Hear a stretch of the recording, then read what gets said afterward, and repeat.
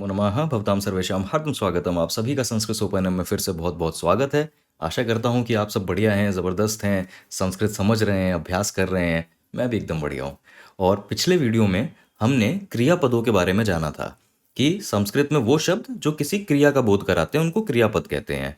क्या समझा था हमने पिछले वीडियो में? कि क्रियापद के जो मूल शब्द होते हैं जिनको हम धातु बोलते हैं, वो धातु कैसे बदल के एक धातु रूप बन जाते हैं। तो इसके संदर्भ में हमने क्रिया के कर्ता, क्रिया के कर्म और क्रिया से जुड़ी जो 3 चीज़ें होती हैं, पुरुष, वचन और लकार, इन सब चीज़ों को अच्छे से समझा था अलग-अलग उदाहरण लेके। आज के वीडियो में हम वही चीज़ नाम पदों के लिए करेंगे कि जो नाम पद के मूल शब्द होते हैं, जिनको हम प्रातिपदिक बोलते हैं, वो प्रातिपदिक बदल के कोई भी शब्द रूप कैसे बन जाते हैं। और नामपद, मैं आशा करता हूँ ये सब चीज़ें हमने पहले कवर की हैं। तो नामपद क्या है? नामपद कोई भी संस्कृत का शब्द जो क्रिया के अलावा अन्य चीज़ों का बोध कराता है, उनको नामपद बोलते हैं। तो जो चीज़ हमने क्रियापद के लिए समझी कि उनके रूप कैसे बनते हैं, वही चीज़ हम नामपद के लिए समझेंगे आज कि इनके रूप कैसे बनते हैं। और इसी के थ्रू विभक्ति जो एक कंसेप्ट है, इसको हम समझेंगे। विभक्ति को अगर आपने समझ लिया संस्कृत में, तो आप ये समझिए कि संस्कृत भाषा पे आपकी काफ़ी अच्छी पकड़ हो जाएगी, क्योंकि विभक्ति बहुत ही अहम और बहुत ही ताकतवर और बहुत ही ज़रूरी हिस्सा है संस्कृत भाषा का। तो विभक्ति, इसको आप अच्छे से समझ लीजिए। इसको समझ लिया तो संस्कृत भाषा आप ये मान के चलिए कि अच्छे से आपको समझ में आ गई। फिर बस अभ्यास करना बाकी रह जाएगा, लेकिन आपने एक पूरा स्ट्रक्चर समझ लिया। तो विभक्ति, इसको बारे में आज के वीडियो में हम पढ़ेंगे। ज़्यादा टाइम नहीं लेता हूँ, सीधे आज की वीडियो में चलते हैं। तो शब्द रूप और विभक्ति, ये भाग 1 है, जैसा आप देख सकते हैं। वो इसलिए क्योंकि विभक्ति का वीडियो मुझे लगता है अगर पूरा समझेंगे तो एक बहुत बड़ा वीडियो हो जाएगा, इसलिए मैं इसको भाग में बदलूंगा, भाग में तोड़ दूंगा। ये पहला एक भाग है, इसके बाद 1-2 वीडियो जो भी लगेगा और ज़रूरत है उसको बनाएंगे। तो ये प्रथम भाग है, शब्द रूप और विभक्ति, ये हमारा आज का टॉपिक है। और एक चीज़ जो हमने पहले भी पढ़ी थी वो थी ये कि प्रातिपदिक, प्रातिपदिक क्या था? अगर आप लोग को पहले वीडियो से याद हो कि मूल शब्द, प्रातिपदिक को आप मूल शब्द समझिए। और संस्कृत में हमने ये चीज़ देखी थी कि क्रियापद हो या नामपद हो, एक मूल शब्द होता है हर शब्द रूप के पीछे। तो संस्कृत के साहित्य में जब भी आप कोई शब्द पढ़ रहे हैं, वो किसी न किसी रूप में होगा। उस शब्द रूप के पीछे कोई एक मूल शब्द होता है। क्रियापद में इन मूल शब्द को धातु कहते हैं, नाम पदों के लिए इनको प्रातिपदिक कहते हैं। तो प्रातिपदिक मतलब मूल शब्द ही, इस प्रातिपदिक से अलग अलग शब्द रूप बनते हैं, अलग अलग शब्द रूप बनते हैं। और अगर उदाहरण लें हम यहाँ पे एक बालक, इसका, तो ये जो बालक आप देख रहे हैं ये हमारा प्रातिपदिक है कि बालक, इसका मतलब हो गया एक लड़का। तो बालक प्रातिपदिक, एक लड़का, जिसका मतलब हो गया ये प्रातिपदिक से अलग अलग शब्द रूप बन रहे हैं। तो अगर आप कोई भी संस्कृत का साहित्य उठाते हैं तो उसमें बालक से जुड़ा आपको शब्द ऐसे मिलेंगे, या तो बालकः लिखा होगा, या बालकम लिखा होगा, या बालकेन, बालकस्य, बालकही, बालकेशु, बालका नाम, और भी कुछ रूप हैं। लेकिन ऐसे आपको इन रूपों में ये बालक शब्द का इस्तेमाल होता हुआ दिखेगा। तो अब कैसे एक प्रातिपदिक, कैसे इस मूल शब्द से अलग अलग रूप बन रहे हैं और क्यों बन रहे हैं, सवाल ये है। इस चीज़ को समझने के लिए हमें एक चीज़ पढ़नी पड़ती है जिसको हम कहते हैं विभक्ति। ये विभक्ति, और यही हमारा आज का प्रमुख विषय है। लेकिन अब ये विभक्ति क्या है? तो विभक्ति को आसान तरीके से समझने के लिए बस इतना ज़रूरी है कि कोई भी अगर आप वाक्य लेते हैं, उसमें जो भी कोई शब्द है, उसका कोई ना कोई एक प्रयोजन होगा, एक संदर्भ होगा। इन प्रयोजनों को एक नाम दे दिया गया संस्कृत में विभक्ति, और इंग्लिश में इसी विभक्ति को हम वर्ड केस बोलते हैं। मेरा जो इंग्लिश प्लेलिस्ट है जिसमें हमने ये टॉपिक ऑलरेडी कवर करा है, उसमें इसी नाम से है, वर्ड केस। तो इंग्लिश में वर्ड केस बोलते हैं, जो हमने संस्कृत में नाम दिया है वो दिया है विभक्ति। और संस्कृत में ये 7 तरह की विभक्ति हैं। कहीं कहीं आप 8 तरीके की विभक्ति लिखा देखेंगे। मोटा मोटा ये 7 तरीके की है। ये जो आखिरी विभक्ति होती है ये बस एक संबोधन होता है, इसको भी हम समझेंगे बाद में। ज़रूरी बात यह है कि कुछ 7 या 8 तरीके की विभक्ति, कुछ 7 या 8 तरीके के प्रयोजन हैं, इसके बाहर कुछ नहीं है। कोई भी शब्द अगर किसी भी वाक्य में इस्तेमाल होगा तो वो शब्द इन 7 या 8 तरीकों के अलावा किसी भी और तरीके से इस्तेमाल नहीं हो सकता। तो इस चीज़ों को पढ़ा है जिन्होंने भी भाषा का पूरा निर्माण किया, उन्होंने ये 7 और 8 तरीके बनाए हैं, इनको विभक्ति बोलते हैं। तो इन सभी 7 या 8 तरीके की विभक्ति को हम समझेंगे कि किस तरीके से उनका इस्तेमाल हो रहा है वाक्य में। ठीक है, उदाहरण से ये चीज़ ज़्यादा समझ में आती हैं, तो सीधे हम उदाहरण में चलते हैं। तो चालू करते हैं हम प्रथमा विभक्ति से। प्रथमा विभक्ति मतलब फर्स्ट वर्ड केस, प्रथमा विभक्ति। और कर्ता ने, तो ये एक तरीके से समझ लीजिए कि ये एक तरीके का कीवर्ड है या ये एक समझने का या याद करने का तरीका है। इसको अगर आप याद करना चाहें याद कर लें, लेकिन ये एक तरीका है समझने का कि बस इसको याद कर लिया तो एक पूरा आइडिया लग जाता है विभक्ति का। तो खैर, प्रथमा विभक्ति कर्ता ने, ये जो शब्द आप देख रहे हैं कर्ता, मैं उम्मीद करता हूं कि ये शब्द आपको पिछले वीडियो से याद होगा। कर्ता कौन होता है? जो भी क्रिया को कर रहा है, जो भी क्रिया को कर रहा है उसको कर्ता बोलते हैं। कि पढ़ता है तो एकदम सवाल आता है कि कौन पढ़ता है या किसने पढ़ा। तो जब ये कौन और किसने ये सवाल मन में उठता है, इसका मतलब है आप कर्ता के बारे में बात कर रहे हैं। ठीक है, तो क्रिया को करने वाला होता है कर्ता। और बालक विद्यालय जाता है, उदाहरण लेते हैं कि जो बालक है वो विद्यालय जाता है। तो जाता है ये तो क्रिया हो गई कि कोई जा रहा है कहीं, जाता है। सवाल अंदर से आया कि कौन जाता है, तो बालक। तो ये हमें समझ में आ रहा है कि बालक यहाँ पे कर्ता है। तो कर्ता मैं उम्मीद करता हूँ आपको समझ में आता है कौन होता है। बालक विद्यालय जाता है, इसको अगर हम संस्कृत में लिखेंगे इस वाक्य को, तो हम लिखेंगे बालकः विद्यालयं गच्छति। ठीक है, अब विद्यालयम गच्छति ये क्या चीज़ है, ये क्या चीज़ है, इन सब को आप ध्यान मत दीजिए। ये सभी अभी ज़रूरी नहीं है। सिर्फ एक चीज़ ज़रूरी है आज की वीडियो में समझना कि कैसे ये जो हमारा एक शब्द है बालक, जो हमारा ये प्रातिपदिक है बालक, ये कैसे बदल के अलग अलग रूप ले रहा है। बस इस चीज़ को समझना है। तो सारा ध्यान आज की वीडियो में आपका इस पे बालक पे होना चाहिए। ठीक है, तो बालक विद्यालय जाता है, ये बदल के हो जा रहा है बालकः विद्यालयम गच्छति। और ये प्रथमा विभक्ति है कि जब भी हमारा जो नाम पद है, जब भी हमारा शब्द है, अगर वो कर्ता की तरह इस्तेमाल हो रहा है वाक्य में, तो उसको हम प्रथमा विभक्ति में डालेंगे। बस ये आपको समझने की ज़रूरत है। बालक बदल के बालकः हो जाता है। ये जो बस विसर्ग है, ये विसर्ग लग जाते हैं इसके आगे। ठीक है, ये हमने पहला प्रथमा विभक्ति को देखा। अब द्वितीय विभक्ति को देखते हैं। अब थोड़े अंतर आने लगेंगे कि अब आपको समझ में आएगा कि कैसे विभक्ति को हम जब बदल रहे हैं तो कैसे उस शब्द का प्रयोग भी बदल रहा है, कैसे उस शब्द का प्रयोजन भी बदल रहा है। तो ये चीज़ को समझना है, और इसी चीज़ को समझ लिया तो विभक्ति को समझ लिया कि कब किस प्रयोजन में कौन सा विभक्ति इस्तेमाल करना है हमें। ठीक है, तो द्वितीय विभक्ति को देखते हैं अब। और द्वितीय विभक्ति को याद रखने के लिए आप ऐसे याद कर सकते हैं कर्म को। ठीक है, अब ये कर्म भी हमने पिछले वीडियो में ही समझा है कर्म क्या होता है। तो जब भी कोई क्रिया हो रही है, तो एक तो हमने पढ़ा कर्ता, उस क्रिया को करने वाला कर्ता हो गया। वो क्रिया जिस चीज को कर रहा है उसको कर्म बोलते हैं। बालक पुस्तक पढ़ रहा है, तो बालक हो गया कर्ता, पढ़ रहा है ये हो गई क्रिया। किसको पढ़ रहा है, तो जब भी अंदर से सवाल आता है क्या या किसको, तो हम कर्म के बारे में जानना चाह रहे हैं कि क्रिया का कर्म क्या है। तो यहाँ पे क्रिया का कर्म क्या है? बालक पुस्तक पढ़ता है, पुस्तक, कि बालक पुस्तक को पढ़ता है, तो वो कर्म होता है। तो द्वितीय विभक्ति, जब भी कोई नामपद, जब भी कोई शब्द कर्म है क्रिया का, तो उसको हम द्वितीय विभक्ति में प्रयोग करेंगे। ठीक है, एग्जाम्पल देखते हैं, उदाहरण देखते हैं। अध्यापक बालक को पढ़ाते हैं, ये देखिए। तो पिछले वाक्य से इस वाक्य पे तुलना करिएगा इस शब्द को लेके, बालक को लेके, कि अध्यापक बालक को पढ़ाते हैं। तो यहाँ पे ये जो अध्यापक हैं हमारे, ये कर्ता है ना, ये क्रिया कर रहे हैं, ये पढ़ा रहे हैं। तो देखिए अध्यापक को हमने लिखा अध्यापकः, क्योंकि अध्यापक पे हमने प्रथमा विभक्ति लगाई, फर्स्ट वर्ड केस प्रथमा विभक्ति लगाई क्योंकि करता है। लेकिन जो हमारा बालक है ये कर्म है, अध्यापक बालक को पढ़ाते हैं, इसलिए ये बालक के लिए हम द्वितीय विभक्ति इस्तेमाल करेंगे, द्वितीय। तभी बालक बदल के बालकम हो जा रहा है कि अध्यापकः बालकम पाठयति। पाठयति का मतलब होता है पढ़ाता है। तो ये कैसे आया क्या आया इसको अभी छोड़ दीजिए, जरूरी नहीं है। ज़रूरी सिर्फ ये है कि अध्यापक बालक को पढ़ाता है वो, क्योंकि जब बड़े की बात करते हैं तो हम ऐसा पढ़ाता है ऐसा बोलने में थोड़ा सा रूड लगता है, अजीब लगता है। तो हैं एक ही अध्यापक, लेकिन बोलने में थोड़ा अच्छा लगता है।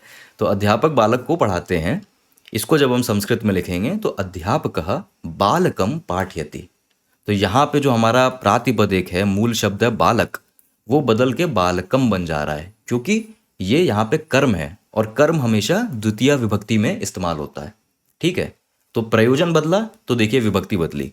पिछले वाक्य में प्रयोजन था कि जो हमारा बालक है वो करता था, तो प्रथमा विभक्ति। इस वाक्य में प्रयोजन में बालक हमारा कर्म है, तो द्वितीय विभक्ति। और द्वितीय विभक्ति में अलग रूप लेगा तो बालक बदल के बालकम हो जाता है। ठीक है, तृतीय विभक्ति। अब तृतीय विभक्ति क्या है, तो उसको याद करने के लिए ऐसे याद कर सकते हैं, से या के द्वारा। कि जब भी हम हिंदी में कोई वाक्य बोलते हैं और फिर हम ये से या के द्वारा इस्तेमाल करते हैं कि उस चीज़ को चाकू से काट दो, सब्जियों को चाकू से काट दो, तो चाकू से। या अगर वाक्य है कि कलम के द्वारा लेखक ने पत्र लिखा, तो लेखक ने पत्र लिखा किसके द्वारा? कलम के द्वारा। तो जब भी से या के द्वारा इस प्रयोजन में हम किसी भी नामपद को इस्तेमाल करेंगे तो हम उस नामपद पे ये विभक्ति, तृतीया विभक्ति लगाएंगे। तृतीया मतलब तीसरा, थर्ड। तो तृतीया विभक्ति का इस्तेमाल करेंगे। और तृतीया विभक्ति में जाहिर सी बात है कि जो हमारा मूल शब्द है बालक, वो कोई और रूप लेगा, वो इस विभक्ति के हिसाब से रूप लेगा। तो चलिए इस चीज को देखते हैं। इस वाक्य में ये पुस्तक बालक के द्वारा लिखी गई, ठीक है। तो ये पुस्तक इदम पुस्तकम। अब फिर वही बात है कि यह इदम, ये कैसे हो रहा है अभी ये जरूरी नहीं है जानना, ये हमारा अभी इस वीडियो का स्कोप नहीं है, इसको आप छोड़ दीजिए। यह पुस्तक इदम पुस्तकम, जरूरी है ये बालक के द्वारा। तो जब भी इस प्रयोजन में हम बालक को इस्तेमाल कर रहे हैं कि बालक के द्वारा या बालक से, तो हम तृतीया विभक्ति इस्तेमाल करेंगे। और तृतीया विभक्ति में बालक बदल के बालकेन हो जाएगा। तो इदम पुस्तकम बालकेन लिख्यते, कहने का तात्पर्य सिर्फ इतना कि बालक के द्वारा लिखी गई। जब भी ऐसे प्रयोजन में हम बालक को या किसी भी नामपद को इस्तेमाल करेंगे तो हम तृतीया विभक्ति का इस्तेमाल करेंगे, ठीक है। बस ये चीज हमने समझी। हर विभक्ति अपने किसी एक प्रयोजन के साथ चलती है, प्रयोजन बदलेगा विभक्ति बदलेगी, सीधी सी बात, ठीक है। आगे बढ़ते हैं। अब चतुर्थी विभक्ति पे आते हैं। चतुर्थी विभक्ति उस प्रयोजन में इस्तेमाल करते हैं जब हमें बोलना होता है के लिए। तो के लिए, अब वाक्य देखिए, माता बालक के लिए भोजन पकाती है। तो देखिए माता यहाँ पे करता है, भोजन पकाती हैं, तो पकाना, खाने को बनाना, ये क्रिया हो गई। कौन इस क्रिया को कर रहा है? माता कर रही हैं। तो माता तो यहाँ पे करता है, तो माता तो फर्स्ट केस प्रथमा विभक्ति लगेगी माता पे, क्योंकि कर्ता पे प्रथमा विभक्ति लगती है। तो प्रथमा विभक्ति में माता जो प्रातिपदिक है वो माता ही रहता है, उसमें ऐसा कोई रूप में बदलाव नहीं होता, ये ऐसा रहता है। ये जरूरी नहीं है अभी, ये नहीं, हमारा बालक ये जरूरी है, इस चीज पे हम ध्यान दे रहे हैं। तो माता बालक के लिए भोजन पकाती हैं, कि जब भी हम कोई कार्य किसी के लिए करते हैं, उस प्रयोजन में जब हम किसी नाम पद को इस्तेमाल करते हैं, तब उस नाम पद में हम चतुर्थी विभक्ति लगा देते हैं। तो जो हमारा मूल शब्द है, जो हमारा प्रातिपदिक है बालक, क्योंकि यहाँ पे बालक इस संदर्भ में इस्तेमाल हो रहा है के लिए, तो इस संदर्भ में चतुर्थी विभक्ति लगेगी, जिसकी वजह से बालक बदल के बालकाय हो जाएगा। कि ये देखिए एक तरीके से ये आय जुड़ गया आगे, बालक प्लस आय, तो बालकाय ये बन गया, ठीक है। माता बालक के लिए भोजन पकाती है, ये बदल के हो जाएगा माता बालकाय भोजनम पचती। भोजनम और पचती ये होता है ये पकाती है, ठीक है। अगेन ये क्रिया है, ये क्रिया रूप है, ये कैसे बना क्यों बना जरूरी नहीं, जरूरी सिर्फ ये बालकाय। और हमने ये समझा कि चतुर्थी विभक्ति का इस्तेमाल कब होता है, किस प्रयोजन पे होता है, किस संदर्भ में होता है, के लिए, ठीक है। अब आगे बढ़ते हैं और पंचमी विभक्ति देखते हैं, ठीक है। पंचमी विभक्ति, पंचमी मतलब फिफ्थ केस, इंग्लिश में फिफ्थ केस। पंचमी विभक्ति का इस्तेमाल होता है से। अब यहाँ पे कंफ्यूज मत होइएगा, क्योंकि अगर हम ऊपर जाएं, अगर हम इसी के ऊपर जाएं, तो देखिए तृतीया विभक्ति में भी मैं से का इस्तेमाल कर रहा हूं कि चाकू से सब्जी को काटा, तो यहां पे भी से इस्तेमाल हो रहा है तृतीया विभक्ति में। फिर मैंने अभी कहा कि पंचमी विभक्ति में भी से इस्तेमाल हो रहा है, तो ये कैसे? यहां पे जो ये से है ये अलग करने के अर्थ में है, तभी मैंने आगे लिख दिया अलग करने के अर्थ में। जब कोई चीज किसी चीज से अलग होती है, कि गंगा से जल ले आओ, तो जो आप जल ला रहे हो वो गंगा से ला रहे हो, जल गंगा से अलग हो रहा है। अध्यापक से ज्ञान अर्जित कर लो, तो जब भी ये अलग करने के अर्थ में बात होती है, जब अलग करने, वो इंसान, वो आदमी अपने गांव से वापस आया, तो यहां उस आदमी और गांव के बीच में अलगाव हो रहा है, तो गांव से हट रहा है। इस संदर्भ में जब हम से का इस्तेमाल करते हैं, तब हम पंचमी विभक्ति का इस्तेमाल करते हैं। तभी मैंने आगे लिख दिया अलग करने के अर्थ में।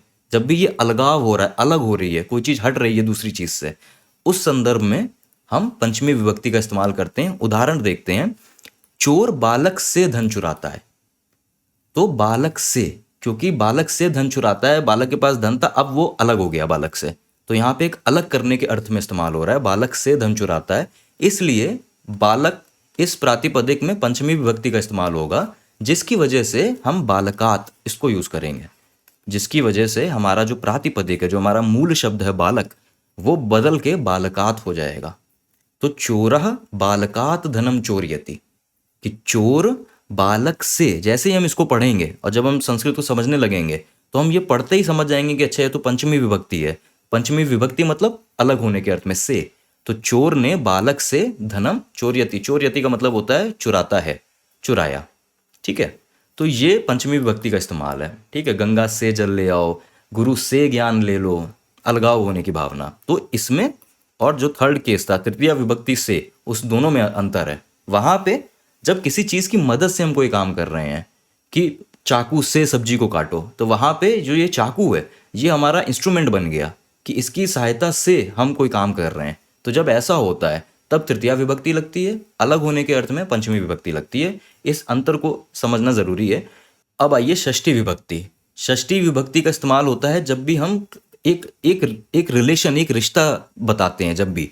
और का की के का मतलब दशरथ का पुत्र राम, दशरथ का पुत्र राम, उस बालक का कलम, उस बालक का बैग। तो जब भी हम दो चीज़ों के बीच में एक रिलेशन, एक रिश्ता बताते हैं कि ये चीज़ उसकी एक दूसरे से जुड़ी है, बिलोंग करती है उसको, उस रिलेशन को बताने में के लिए का की के ये हिंदी में इस्तेमाल होता है। सही, बालक के पिता वैद्य हैं। तो यहाँ पे एक रिश्ता बताया जा रहा है बालक और पिता के बीच में कि बालक के पिता वैद्य हैं। तो ये दिखाने के लिए का की के, तभी मैंने का की के ये लिख दिया। इसको आप याद कर लेंगे, सब षष्ठी विभक्ति आपको पता चल जाएगा इस्तेमाल हो रही है। बालक के पिता वैद्य हैं, तो बालक के, क्योंकि बालक जो हमारा प्रातिपदिक है वो इस प्रयोजन में इस्तेमाल हो रहा है, इसलिए हम इस बालक प्रातिपदिक पे षष्ठी विभक्ति लगाएंगे, जिसकी वजह से जो हमारा प्रातिपदिक जो मूल शब्द है बालक, वो बदल के हो जाएगा बालकस्य। तो बालक के पिता वैद्य हैं, बालकस्य पिता वैद्य अस्ति। वैद्य मतलब डॉक्टर, वैद्य अस्ति, अस्ति मतलब है। ठीक है, तो बालकस्य पिता, ये बालकस्य आपको ये बता रहा है कि अच्छा ये षष्ठी विभक्ति है, का की के इस प्रयोजन में इस्तेमाल हो रहा है। तो बालक के पिता, बालकस्य। ठीक है, ये षष्ठी विभक्ति का इस्तेमाल है। आखिरी विभक्ति एक और देख लेते हैं, सप्तमी विभक्ति। सप्तमी विभक्ति है जब आप में या पर इस प्रयोजन में किसी भी नामपद को यूज करेंगे। मतलब वृक्ष पे बंदर बैठे हैं, तो बंदर कहाँ बैठे हैं? वृक्ष पे बैठे हैं, वृक्ष पर बैठे हैं। तो इस संदर्भ में, या फिर में, उस नदी में घड़ियाल है, तो उस नदी में, तो में और पर जब भी हम इस प्रयोजन में किसी भी नामपद को इस्तेमाल करते हैं तो हम सप्तमी विभक्ति का इस्तेमाल करते हैं। सप्तमी मतलब 7। ठीक है, सप्तमी विभक्ति का इस्तेमाल करते हैं। चलिए अपने वही मूल शब्द, अपने प्रातिपदिक बालक के संदर्भ में समझते हैं। बालक में चतुराई नहीं है। तो जब भी हम ऐसी कोई आम बात, ऐसा एक वाक्य बोलते हैं कि उस बालक में चतुराई नहीं है, तो हम क्या कहना चाह रहे हैं यहाँ? बालक में। इसलिए हम जो हमारा मूल शब्द है बालक, उसको सप्तमी विभक्ति में बदल के लिखेंगे बालके। बालके चतुरता नास्ति। नास्ति एक तरीके से आप समझ लीजिए, ना प्लस अस्ति है ना। अस्ति हमें पता है, अस्ति को बोलते हैं है, तो है के आगे ना जोड़ दिया, नहीं है, तो ना प्लस अस्ति नास्ति। ठीक है, तो चतुरता मतलब चतुराई। ये सब संस्कृत के शब्द हैं, ये सब इस्तेमाल करते करते, प्रयोग करते करते हमें समझ में आने लगते हैं, याद होने लगते हैं। अब कोई भी भाषा सीख रहे हैं तो ये सब नए नए शब्द पहली बार पढ़ने में तो नए ही लगेंगे, और वो बार बार इस्तेमाल करने पे याद हो पाएंगे। और हिंदी ने बहुत सारे शब्द संस्कृत से लिए हैं, संस्कृत से ही निकली है हिंदी भाषा। तो कई सारे शब्द को आप भले संस्कृत में उनके रूप में ना जानते हो, लेकिन आप उनको कहीं पढ़ेंगे तो मतलब ज़रूर समझ जाएंगे कि अच्छा इसका मतलब यही है, क्योंकि बहुत मिलते हैं हमारी हिंदी से, हिंदी आई संस्कृत से है। तो खैर, बालक में चतुराई नहीं है, मैं ये कहना चाहता हूँ, क्योंकि यहाँ मैं बालक में इस प्रयोजन में बालक को इस्तेमाल कर रहा हूँ, इसलिए मैं सप्तमी विभक्ति का इस्तेमाल करूंगा। बदल के बालक प्रातिपदिक बालके बन जाएगा। बालके चतुरता नास्ति, बालक में चतुराई नहीं है, बस ये मतलब है। और ये इस्तेमाल है सप्तमी विभक्ति का। ठीक है, और वही मैं कह रहा था कि कहीं कहीं हम इसको हम अष्टमी विभक्ति भी बोल देते हैं। अष्टमी मतलब एट्थ विभक्ति भी बोल देते हैं। नहीं तो संबोधन के मतलब से इस आखिरी विभक्ति को आप समझ सकते हैं। कहीं कहीं ये लिखी होती है संबोधन। संबोधन का मतलब क्या है? जब हम किसी को एक भाव के साथ बुलाते हैं। जब राम जी सीता को वन में खोज रहे थे तो कैसे पुकार रहे थे? सीते सीते। तो ये जो सीता जो उनकी पत्नी है, उनको लेकिन जब एक भाव से बुला रहे हैं, एक संबोधन से बुला रहे हैं, तो उनको सीते करके बुला रहे हैं, सीते। और वो जब ऐसे बात भी करते थे तो हे सीते, ऐसा नहीं है, ऐसा है। तो वो जो भाव आता है उसको संबोधन कहते हैं। ठीक है, तो ये भी थोड़ा सा मूल शब्द को बदल देता है। तो हे बालक, थोड़ा ध्यान दे, अगर ये सेंटेंस है, यहाँ पे बालक को हम ऐसा संबोधन भाव के साथ बुला रहे हैं तो बालक, ये ऐसा ही बदलता है। जो ये प्रातिपदिक बालक है, ये अगर ऐसा ही लिखा है तो आप समझ जाइए कि अच्छा ये संबोधन है, कि यहाँ पे यानी इंग्लिश में हम एक्सक्लेमेशन मार्क ये यूज़ कर लेते हैं, exclamation mark, O Henry, O God what have you done. तो वो जो एक्सक्लेमेशन है, हे राम बचा ले, हे राम, क्या बात है। तो किसी भी अर्थ में जब हम संबोधन करते हैं, जब एक भाव से बुलाते हैं, वो हे राम, उस चीज़ को बताने के लिए संबोधन विभक्ति होती है। किंचित ध्यानम ददातु, किंचित, किंचित मतलब होता है थोड़ा। जब भी कोई चीज़ थोड़ा थोड़ा बोलना है उसको हम किंचित बोलते हैं संस्कृत में। ध्यान से तो वही ध्यानम ही आया है, और दे तो ये ददातु, ददातु मतलब होता है या तो विनती करना कि दे दो प्लीज़, या फिर ऑर्डर देना कि दो। तो दोनों ही भाव में हम ददातु इसका इस्तेमाल करते हैं, ठीक है। तो ये आखिरी संबोधन विभक्ति है। तो हमने विभक्ति प्रथमा द्वितीय तृतीय ऐसे सारी विभक्ति को एक एक उदाहरण से देखा, पहली बार समझा कि किस प्रयोजन किस संदर्भ में इस्तेमाल होती हैं। हमारा प्रातिपदिक क्या था, बालक, और हमने देखा कैसे कि एक मूल शब्द, एक प्रातिपदिक बालक प्रथमा विभक्ति में बालका हो जाता है, द्वितीय विभक्ति में बालकम हो जाता है, तृतीय विभक्ति में बालकेन हो जाता है, फिर बालकाय भी हो जाता है, बालकात भी हो जाता है, बालकस्य, बालके, और आखिरी में संबोधन बालक, हे बालक। तो देखिए कैसे एक मूल शब्द एक प्रातिपदिक बदल के अलग अलग रूप लेता है, और किस संदर्भ में रूप लेता है उसको हमने विभक्ति कहा और समझा। अब ये सारी चीज़ें हमने स्कूल के टाइम में भी पढ़ी थी, और अगर आपको याद हो तो एक कारक, एक टेबल होती थी जिसको हम कारक टेबल बोलते थे, और उसमें विभक्ति ही पढ़ते थे, हम उसको याद भी करते थे। चलिए आगे इसको दिखाता हूँ मैं। तो ये देखिए, ये वो टेबल हुआ करती थी। अब बहुत लोगों को ये टेबल शायद याद आ जाए एकदम से कि इसको हम ऐसे नहीं पढ़ते थे, कर्ता ने कर्म को करण से संप्रदान के लिए अपादान से संबंध काकी के अधिकरण में पर संबोधन है। तो ये टेबल हम सब ने स्कूल के टाइम में संस्कृत जब सीखते थे तब पढ़ी थी।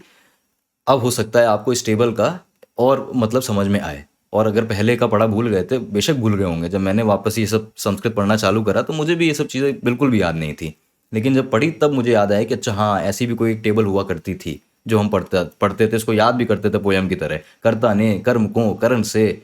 तो वही टेबल यहाँ पे इस्तेमाल हो रही है कि अलग अलग विभक्ति, विभक्ति का मतलब वही प्रयोजन, कि अलग अलग प्रयोजन अलग अलग संदर्भ में जब हम किसी भी शब्द को इस्तेमाल करते हैं तो वो ये अलग अलग प्रयोजन है, और उसकी वजह से शब्द अपना रूप बदल लेता है।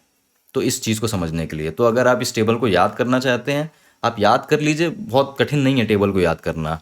और अगर आप याद कर लेंगे तो आसान ही रहेगी। कि अगर आप भूल रहे हैं कि के लिए ऐसा कुछ बोलने का आपको प्रयोजन करने का मन हो रहा है, तो आपको कम से कम याद रहेगा कि अच्छा ये चतुर्थी विभक्ति है, चतुर्थी विभक्ति के हिसाब से रूप बदल लो। ये चीज़ आपको समझ में आएगी। खैर ये टेबल दे रखी है, इंटरनेट में आपको मिल जाएगी, गूगल में। लेकिन हमने विभक्ति से ये समझा कि कैसे एक प्रातिपदिक अलग अलग शब्द रूप लेता है, ये चीज़ हमने समझी यहाँ पे, ठीक है। तो अभी हमने सिर्फ एक बालक शब्द से इस विभक्ति के अलग अलग इस्तेमाल को समझा। अब इसी चीज़ को समझते हैं लेकिन अलग शब्द को इस्तेमाल करके। आसान शब्द होंगे लेकिन जब अलग शब्द इस्तेमाल करेंगे तब हो सकता है हमें एक और नज़रिया मिले उस चीज़ को पढ़ने का। कोई भी जब नई चीज़ हम समझ रहे हैं तो अलग अलग नज़रिए से जब आप पढ़ते हैं, उस चीज़ को समझते हैं, तो वो बेहतर समझ में आती है। एक ही उदाहरण, एक ही तरीके का उदाहरण ले लेंगे तो कभी कभी दिमाग सिर्फ उसी को पकड़ के बैठ जाता है कि ये सब चीज़ें सिर्फ बालक में ही बदलेंगी और बाकी शब्दों में नहीं बदलेंगी। तो ऐसा नहीं है, बस हमने एक लॉजिक समझा था कि विभक्ति का मतलब प्रयोजन, जिस भी प्रयोजन में इस्तेमाल हो रहा है शब्द, उसकी वजह से शब्द बदल रहा है। इसी चीज़ को चलिए एक अब नए उदाहरण से समझते हैं। तो अब इस उदाहरण को हम चालू करते हैं इस एक वाक्य से, रामः पठति। रामः पठति का सिंपल सा मतलब है राम पढ़ता है।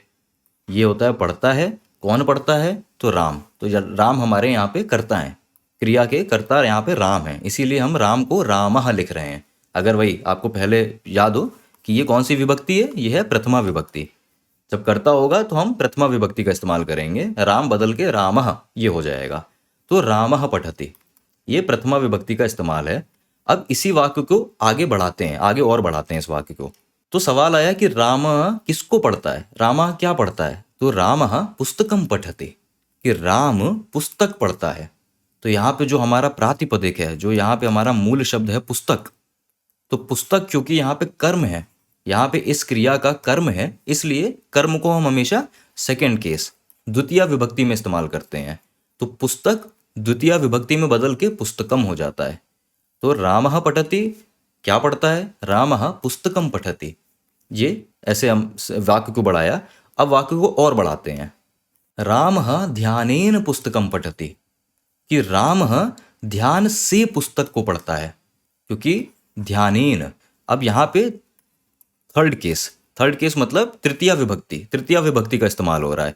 तृतीया विभक्ति कब इस्तेमाल करते हैं? जब हमें से या के द्वारा इस प्रयोजन में शब्द को इस्तेमाल करना होता है। क्योंकि मैं ये कहना चाहता हूं कि राम ने ध्यान से, ध्यान पूर्वक नहीं, हम हिंदी में बोलते हैं ध्यान पूर्वक काम करो, तो राम ने ध्यान पूर्वक या ध्यान से पुस्तक को पढ़ा। तो उस चीज को बताने के लिए, उस प्रयोजन को बताने के लिए जो हमारा मूल शब्द है, जो हमारा प्रातिपदिक है ध्यान, इस ध्यान को हम बदल के ध्यानेन ऐसा लिखेंगे, क्योंकि तृतीया विभक्ति। ठीक है, तो रामः ध्यानेन पुस्तकं पठति, राम ने ध्यान से, ध्यान पूर्वक पुस्तक को पढ़ा, पुस्तक पढ़ता है किसी भी संदर्भ में। ठीक है, आगे बढ़ाते हैं इस वाक्य को। अब देखिए, अब हम किस प्रयोजन की बात कर रहे हैं कि किस लिए रामः ध्यान से पुस्तक को पढ़ता है। चलो ठीक, लेकिन किस लिए पढ़ता है? तो ज्ञानाय, क्योंकि हमारा यहाँ पे जो मूल शब्द है ज्ञान का मतलब नॉलेज, और हम क्योंकि ये कहना चाहते हैं कि राम ध्यान पूर्वक पुस्तक को ज्ञान के लिए पढ़ता है, ये प्रयोजन है। तो यहाँ पे जो हमारा ये प्रातिपदिक ज्ञान, इसको हम फोर्थ केस क्या थी? चतुर्थी विभक्ति। इस ज्ञान शब्द को हम चतुर्थी विभक्ति पे ले जाएंगे, और चतुर्थी विभक्ति में ये ज्ञान शब्द बदल के ज्ञानाय ये हो जाएगा। तो रामः ज्ञानाय ध्यानेन पुस्तकं पठति, कि राम ध्यान के लिए, राम ज्ञान के लिए ध्यान पूर्वक पुस्तक को पढ़ते हैं। ये पूरा वाक्य है। लेकिन देखिए कैसे प्रयोजन, अलग अलग शब्द का अलग अलग प्रयोजन है वाक्य में। इस वाक्य में राम शब्द का प्रयोजन कुछ और है, इस शब्द का प्रयोजन कुछ और है, इसका कुछ और है, इसका कुछ और है, और ये तो क्रिया है हमारी, तो ये तो क्रिया, इसको तो हटा दीजिए अभी के लिए। बाकी जितने नाम पद हैं सबका प्रयोजन अलग है, सबका इस्तेमाल अलग है वाक्य में, और उसी इस्तेमाल के हिसाब से हम अलग अलग विभक्ति का इस्तेमाल कर रहे हैं। बस यही काम होता है विभक्ति का। चलिए वाक्य को आगे और बढ़ाते हैं। अब देखिए वाक्य बन गया कि रामः आचार्यात् ज्ञानाय ध्यानेन पुस्तकं पठति, कि राम आचार्यात्, कि आचार्य से, अगर आपको पंचमी विभक्ति याद हो, कि राम अपने आचार्य से ज्ञान के लिए ध्यान पूर्वक पुस्तक को पढ़ता है। तो जो हमारे यहाँ पे प्रातिपदिक है, जो हमारा मूल शब्द है आचार्य, क्योंकि मैं ये कहना चाहता हूँ कि राम किससे पढ़ता है, वो जो ज्ञान है वो किससे ले रहा है, तो आचार्य से ज्ञान को ले रहा है। और यहाँ क्योंकि आचार्य और ज्ञान के बीच में ये जो अलगाव है, आचार्य से ज्ञान जा रहा है, बढ़ रहा है, तो ये जो अलगाव की भावना है, इसको जब हम बताते हैं, इसको हम से यूज करके जब हम बताने की कोशिश करते हैं, उस प्रयोजन में हम फिफ्थ केस मतलब पंचमी विभक्ति का इस्तेमाल करते हैं। तो आचार्य पंचमी विभक्ति में बदल के आचार्यात हो जाता है। तो रामः आचार्यात मतलब आचार्य से, ज्ञानाय ध्यानेन पुस्तकं पठति। अभी तक ये वाक्य बना। चलिए और जोड़ते हैं इस वाक्य में। अब देखिए वाक्य हो गया दशरथस्य रामः आचार्यात ज्ञानाय ध्यानेन पुस्तकं पठति। दशरथस्य, क्यों? क्योंकि मैं कहना चाहता हूं कि दशरथ के राम, कहने का मतलब है दशरथ के पुत्र राम, तो दशरथ के राम। तो जब भी हमें एक रिश्ता बताना होता है का की के, उसके लिए हमने क्या पढ़ा था अभी? सिक्स्थ केस मतलब षष्ठी विभक्ति। हम षष्ठी विभक्ति का इस्तेमाल करते हैं जब हमें एक रिलेशन बताना होता है, एक रिश्ता बताना होता है। और क्योंकि मैं ये रिश्ता यहाँ दशरथ इनके संदर्भ में बताना चाह रहा हूँ कि दशरथ के राम ऐसा ऐसा करते हैं, तो उस दशरथ शब्द को इस संदर्भ में जब हम यूज कर रहे हैं, तो हम षष्ठी विभक्ति का इस्तेमाल करके दशरथ को बदल के दशरथस्य लिख दे रहे हैं। तो दशरथस्य रामः आचार्यात् ज्ञानाय ध्यानेन पुस्तकं पठति, ये हमारा वाक्य बन गया। और हम अलग अलग प्रयोजन भी देख रहे हैं। एक आखिरी और विभक्ति देखते हैं। दशरथस्य रामः गुरुकुले आचार्यात् ज्ञानाय ध्यानं पुस्तकं पठति। अब ये देखिए गुरुकुले, कहने का मतलब है कि दशरथ के राम गुरुकुल में अपने टीचर से, अपने आचार्य से ज्ञान के लिए ध्यान पूर्वक पुस्तक को पढ़ते हैं। और क्योंकि मैं में या पर इस संदर्भ में, इस प्रयोजन में जब भी हम किसी नाम पद को इस्तेमाल करते हैं, तो हम सेवेंथ केस मतलब सप्तमी विभक्ति का इस्तेमाल करते हैं।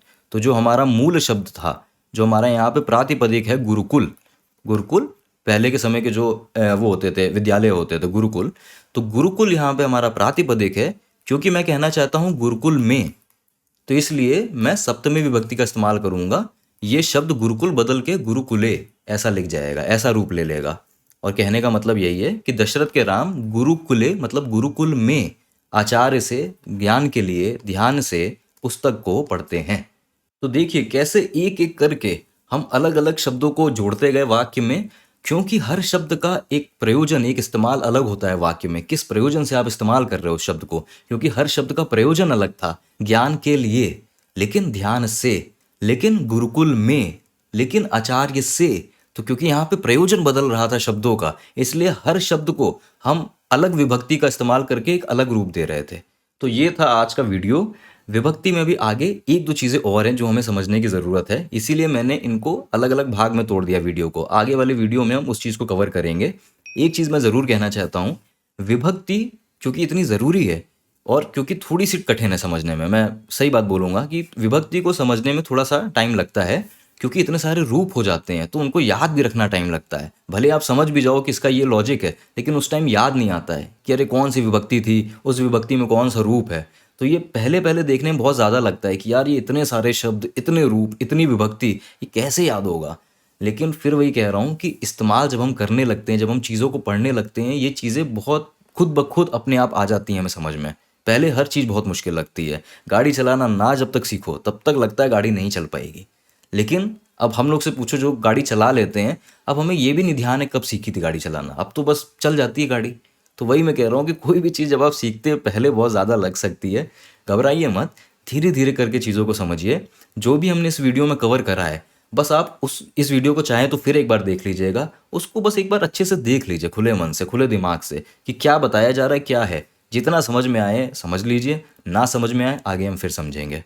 और धीरे धीरे अभ्यास करते हुए ये सारी चीज़ें बहुत आसान हो जाती हैं कि आप कोई भी वाक्य पढ़ोगे संस्कृत में, बहुत जल्दी आपका दिमाग बताने लगता है कि अरे ये तो ये तो ये है, अपने आप समझने लगते हैं। तो ये बस अभ्यास की बात है।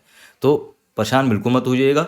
थोड़ा कठिन ज़रूर है विभक्ति, लेकिन बहुत ही अहम है संस्कृत भाषा को समझने के लिए। विभक्ति समझ ली, मैं फिर कह रहा हूँ कि संस्कृत भाषा की काफ़ी अच्छी पकड़ हो जाएगी आपकी। यही है जो है विभक्ति सबसे कठिन। तो इस चीज़ को हम आगे वाले वीडियो में आगे और कंटिन्यू करेंगे और पढ़ेंगे। मैं आशा करता हूँ कि इस वीडियो से कुछ चीज़ें आपकी विभक्ति को लेके क्लियर हुई होंगी। पहले ये सब पढ़ा था स्कूल में, मे बी वो सब लौट आए वापस, कह रहे ये सब पढ़ा था। अगर लौट आए तो बहुत ही अच्छा है। मेरा लौटा तो नहीं था लेकिन मैंने फिर से पढ़ा था, तो फिर से मैं ये चीज़ें समझ गया था। अब और बेहतर इस्तेमाल कर पाता हूँ। ये नहीं कहूँगा कि एकदम परफेक्ट हो गया हूँ, अब पहले से बहुत बेहतर मैं इस्तेमाल कर पाता हूँ इन चीज़ों का। ऐसे ही हम लोग भी कर पाएंगे, आप सभी कर पाएंगे। अगले वीडियो में मिलता हूँ। अब मैं विदा लेता हूँ, वीडियो को ज़्यादा लंबा नहीं करूँगा। अगले वीडियो में मिलूंगा, तब तक के लिए आशा करता हूँ आप सब बढ़िया से रहेंगे, अभ्यास करेंगे। वयम पुनः मिलामः। धन्यवाद।